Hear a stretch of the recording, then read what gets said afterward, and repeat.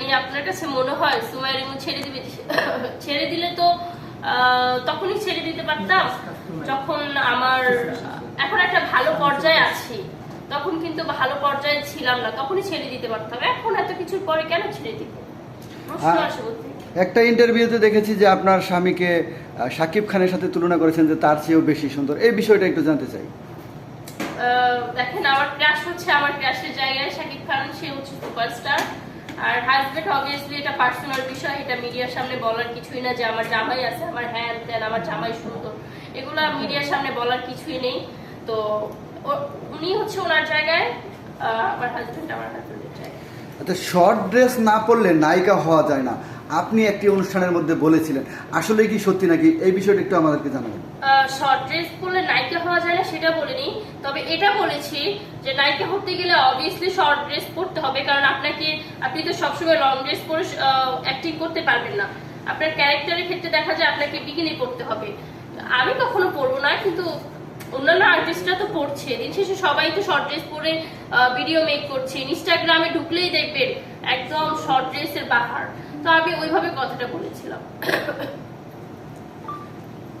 নায়িকা হতে গেলে কি কি যোগ্যতা থাকতে হয় আপনি মনে করেন?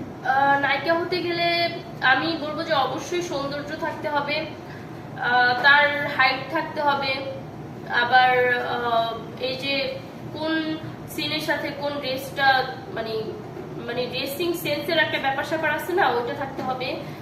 আর ডান্স জানতে হবে। আমি মনে করি যে এই কয়েকটা যোগ্যতা থাকলেই সে নায়িকা হতে পারবে। সুমাইয়া রিমু যেহেতু নায়িকা হতে চাচ্ছে, সুমাইয়া রিমুর কি এই যোগ্যতাগুলো আছে বা কি যোগ্যতা আছে সুমাইয়া রিমুর? সব যোগ্যতাই আছে, বাট সৌন্দর্যের যোগ্যতা আমি বলবো না, কারণ আমি নিজেও জানি না। বাট আমি এতটুকু জানি যে আল্লাহ আমাকে যেভাবে বানিয়েছে, আলহামদুলিল্লাহ, যেহেতু আল্লাহ বানিয়েছে সেহেতু আমি অবভিয়াসলি সুন্দর। সুন্দর হলে কি নায়িকা হওয়া যায়? কারণ সুন্দর না, আমি সুন্দরের কথা কিন্তু বলিনি। আমি বলেছি নায়িকাদের অনেক গুণ থাকে। হাইট ভালো থাকতে হবে, ড্রেসিং সেন্সটা ভালো থাকতে হবে। যে আমি বাহিরে যাব, কি একটা থাকে না, অনেক নায়িকারা যাচ্ছি একটা অ্যাওয়ার্ড শোতে, একটা খ্যাত একটা ড্রেস পরে গেলাম, যাচ্ছি একটা অন্য একটা জায়গায়, সেখানে অ্যাওয়ার্ড শো এর ড্রেস পরে গেলাম। তো ওইটা থাকলে হবে না, একটা নায়িকাকে নায়িকার মতোই হতে হবে। আমি একটু প্রশ্ন করি আপনাকে, এই প্রশ্ন করছি কেন জানি না, আপনি কি নায়িকাই হইতে চান নাকি অভিনেত্রী হতে চান?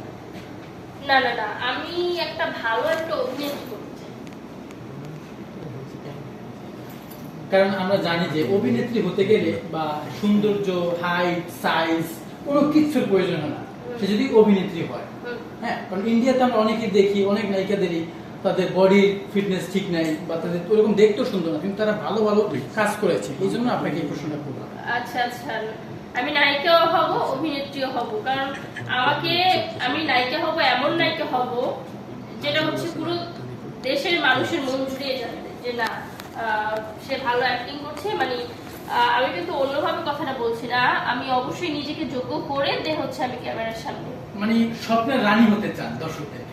না, স্বপ্নের রানী অবশ্যই একজন নায়িকা মানেই তো সেই স্বপ্নের রানী। হ্যাঁ, এটা ওকে, কারণ একটা নায়িকাকে হচ্ছে সব ছেলেরাই কল্পনা করবে, সব ছেলেরাই খাইতে গেলে নায়িকাকে দেখবে, ঘুমাইতে গেলে নায়িকাকে দেখবে, ফোনের ওয়ালপেপারে হচ্ছে নায়িকার পিক লাগবে, ওইরকমটাই হতে চাই।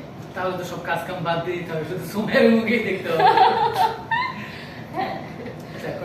আপনি একটি ইন্টারভিউতে বলেছেন মিডিয়ার সামনে মেয়েরা আপনার শত্রু, মিডিয়ার মেয়েরা আপনার শত্রু। আসলে এই বিষয়টা আমরা একটু জানতে চাই যে মিডিয়ার মেয়েরা কেন আপনার শত্রু, আপনি কি এমন করেছেন? এটা আমি মাঝে মাঝে খুঁজি যে আমি কি এমন করেছি যে মিডিয়ার মেয়েরাই হচ্ছে আমার সাথে শত্রুতা করে। মানে আমি তো এমন না যে তাদের